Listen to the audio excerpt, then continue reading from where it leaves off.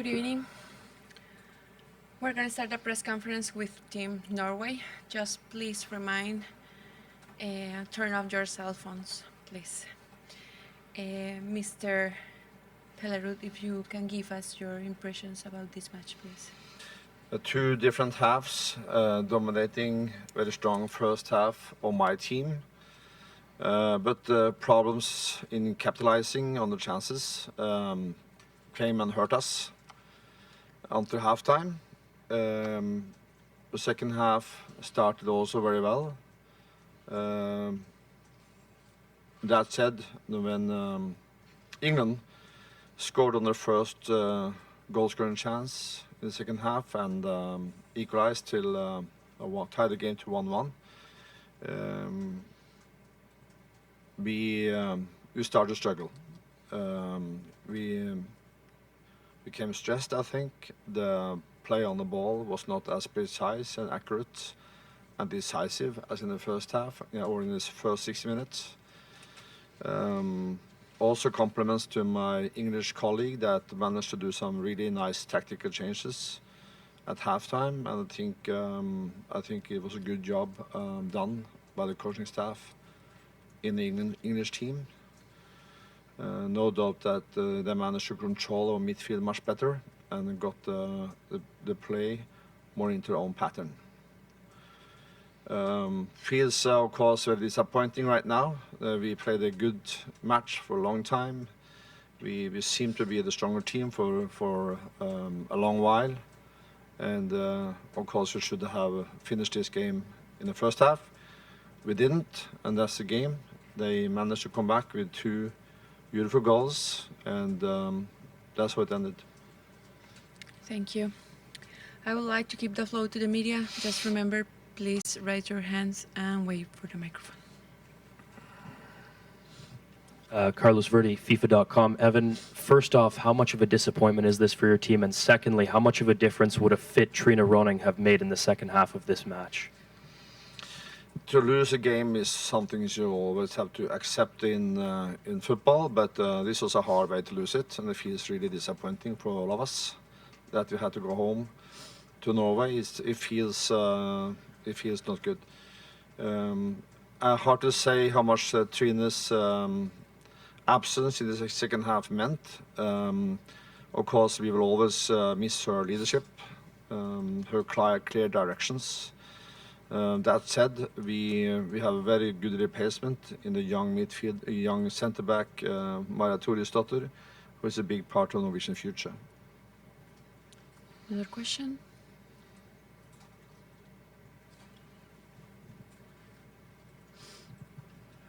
Evan, just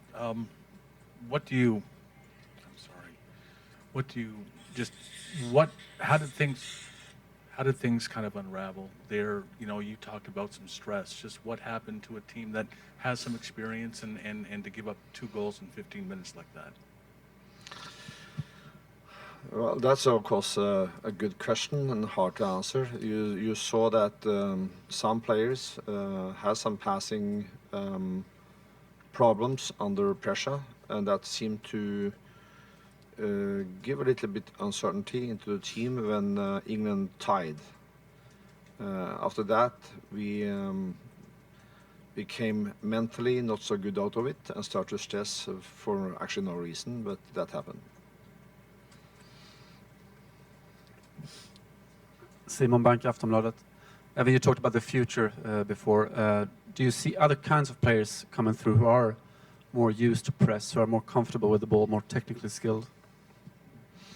Oh yeah, you see a big difference in the world of women's football in the short term already, and this World Cup has of course been very well organized all the time from Canada, and you see a lot of exciting players coming up through the ranks from all sorts of countries and all sorts of confederations. It's nice to see. The same applies to the Norwegian team. We have a lot more skillful team today than we had some years ago, and that will continue to be a main preference in the development of young players in Norway. Jeremy Sherrill, TSN. Evan, you mentioned your team playing well up until that last goal was scored. You guys also had a pretty strong tournament. What can you take away from this World Cup? I understand your question, but maybe not. It's not maybe not the right timing to answer it, because we need to go back to all the games and the pre-camp and everything we have done so far this year to really establish the good answers to that question.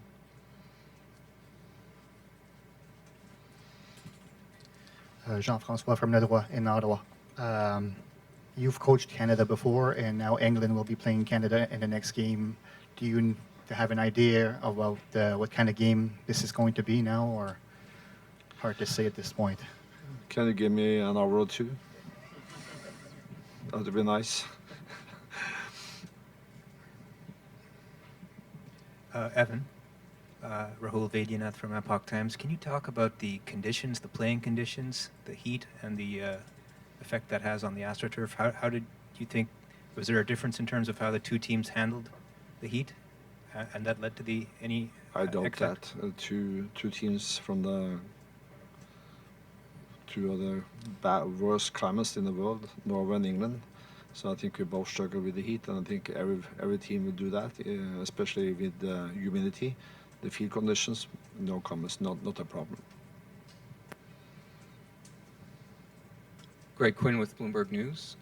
We've seen some good football played at this tournament overall, but we've also seen some rough play. There was an Australian player who was elbowed in the face, some pushing off the ball, and some simulation. Is the women's game going to be able to keep growing without adopting some of the bad habits, the unsportsmanlike play we see in the men's game? I think the more a sport develops, the more competitive it becomes. Of course, you will see rough play. You will, of course, see simulation, especially the simulation part. I think the referee should be really be conscious about and take that down as fast as possible, because that's a bad part of the game. Some rough tackles and some elbows flying. How can you stop that? Other than really do what they do, they punish them very hard if they see them, but hard to see them sometimes. But you asked about the recruitment of female footballers in the world. These things will not stop recruitment. This is by far the most popular sport all across the globe now, and it will continue to grow.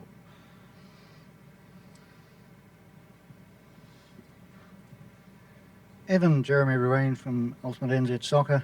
Ingrid Hjelmseth and Solveig Gulbrandsen possibly played their last FIFA Women's World Cup Finals match this afternoon. Would you like to pay a tribute to them and their contribution to Norwegian women's football? You said Solveig and Ingrid Hjelmseth, goalkeeper. Well, potentially. They have been great promoters of women's and great representatives of women's football. In Norway, they are huge profiles in Norwegian media, in the Norwegian public opinion, and they have been the great ambassadors for the game.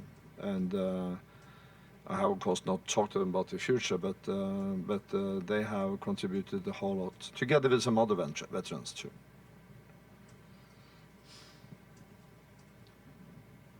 Evan, if Japan beat Holland tomorrow, then it will be a playoff with 4 teams, about 1 Olympic spot.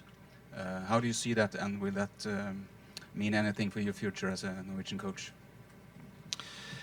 I understand that question, but I don't think it's possible for me to make any more comments on that at this moment. Any other question?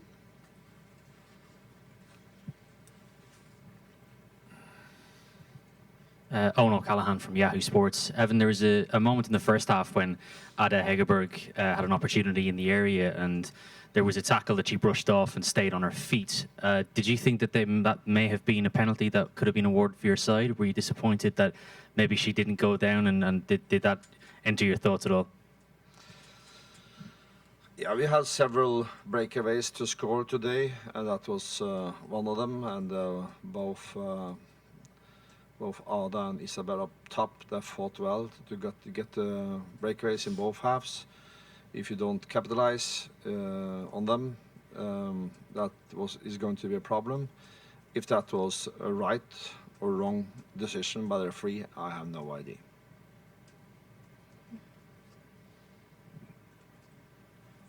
Much like Sweden, you during the build-up to the World Cup, you had to take one step back and change your approach, change your tactical system. Why is it so hard, do you believe, to change the tradition, to change the way of play, to develop a more passing, more possession game? What do you mean by change?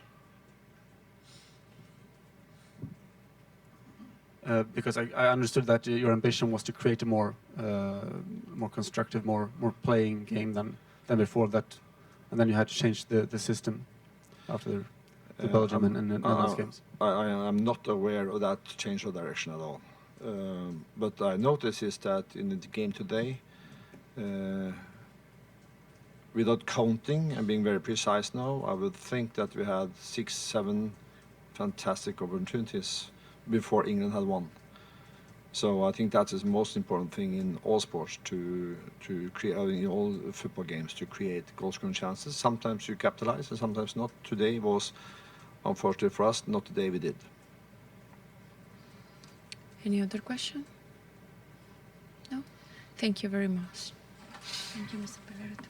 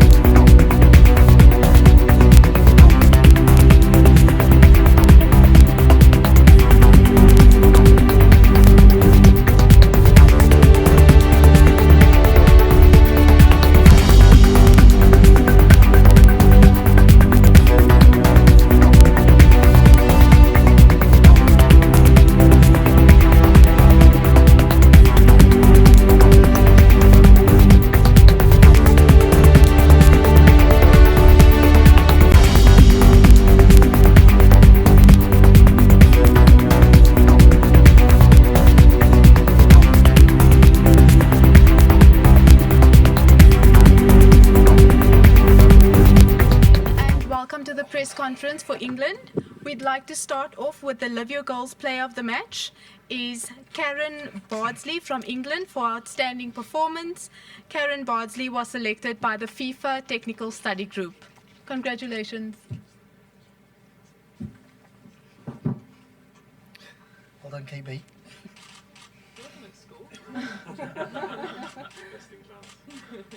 Thank you. Yeah, I know. I'm going to get that one. We'll proceed now. I'd like to welcome the coach, Mark Sampson, to the press conference as well. If everyone can kindly make sure that their cell phones are on silent or switched off. Mark, just first off, your thoughts on today's match? Well, the first emotion I'm feeling is a real sense of pride for the team, and to show that character and resilience to come back from a goal down in this tournament is an incredible achievement. It shouldn't be scorned upon. We're the first team in this knockout stage to concede the first goal, come back and win. Let's not forget the environmental conditions, a slow pitch, incredibly warm weather. You know, the players have been immense really with their character, their togetherness to come back in that game, and in the end I feel, based on the second half performance, be deserved winners. So we're really pleased to progress. Got to give big credit to Norway. I thought particularly in the first half they caused us lots of problems, and we were probably reasonably fortunate to come in at 0-0, but we did. And then the second half was a far better England performance, and like I said, for that, a deserved victory. Great. We'll open the questions to the media now. If you can kindly introduce yourself and then ask your questions. If we can start off with some questions for Karen. Yes. Karen, John Worrell with the Associated Press. Congratulations. When in the first half, when you have Solveig Gulbrandsen and Isabel especially coming at you, what are your thoughts and to make the saves that you made at that point? Obviously, they're prolific goal scorers, so we've got a lot of respect for them and what they've done at that stage in the tournament. But I think it comes down to moments, and fortunately for me, things just seem to slow down, and I just seem to be in the right frame of mind to make myself as big as possible, and just be in the right place at the right time. Next question.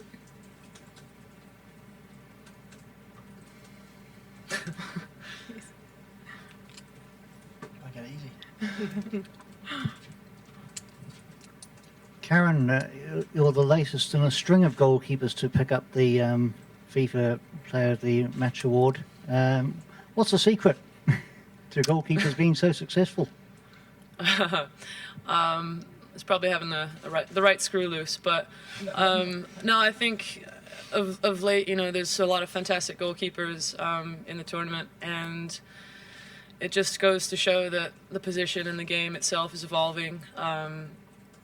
And with each fantastic goal scorer, there's a fantastic keeper. So we're going to try and make it as difficult as we can do for them to score. So I'm very proud of not only my goalkeeping unit within the squad, but the goalkeepers union within the tournament.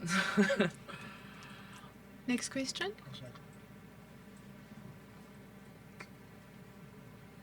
Mark, I know you're just celebrating this win, but obviously looking ahead to a rather big quarterfinal matchup, especially in this country, playing the host Canadians. Just give us a thought on what that means, what kind of added pressure comes with playing in Canada against the Canadians, and what you're expecting. Come on, guys.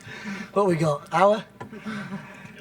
Look, it was about today winning the football match, giving ourselves an opportunity to go to Vancouver and take on an excellent Canadian team.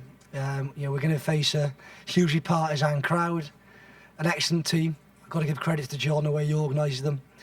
But it's an exciting challenge for us. We've got an excellent record against this Canadian team. Obviously, we lost the last time out, but we'll be in a good place to go there. For us, we're going to really enjoy today because it was a big win for our country. So the players deserve huge credit for it. We'll enjoy a couple of days off, I think. But then we're back to business, heads down, ready for a big quarter-final. And we're determined to keep this journey going.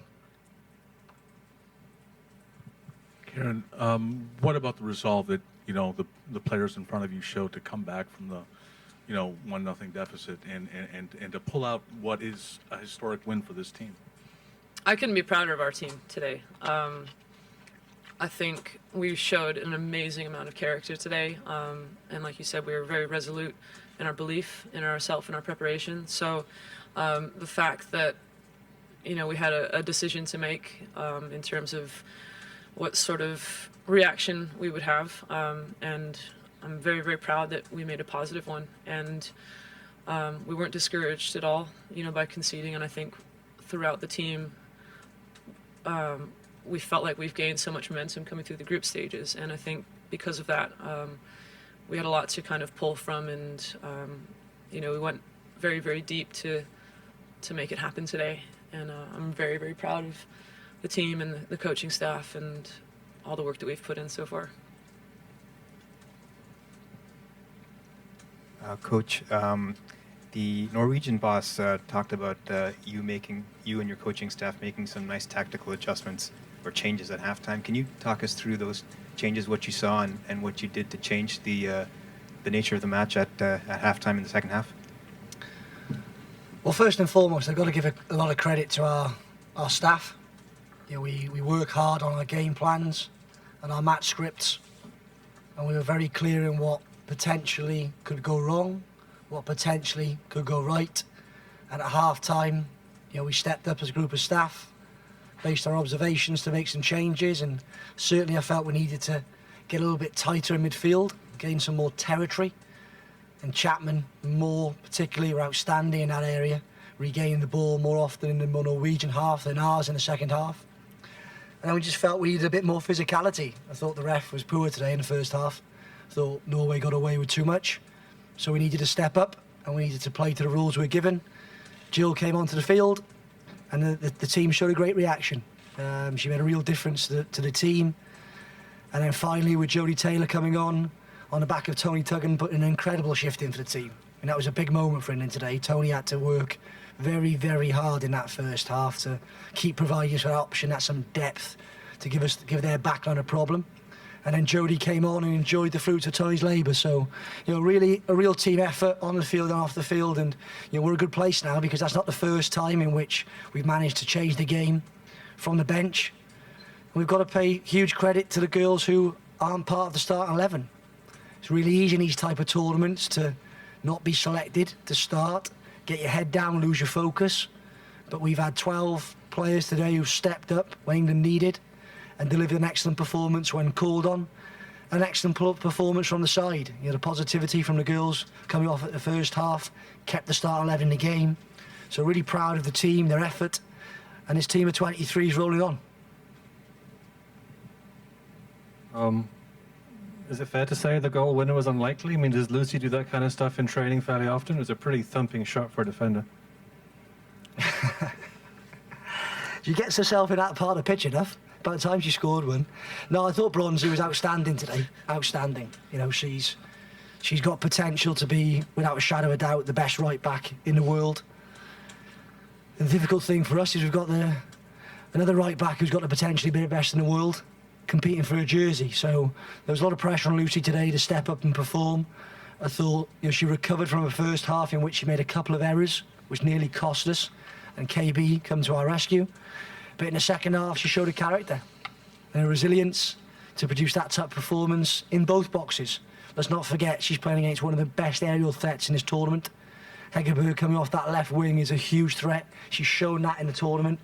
And I think that's the best fullback performance I've seen against that winger.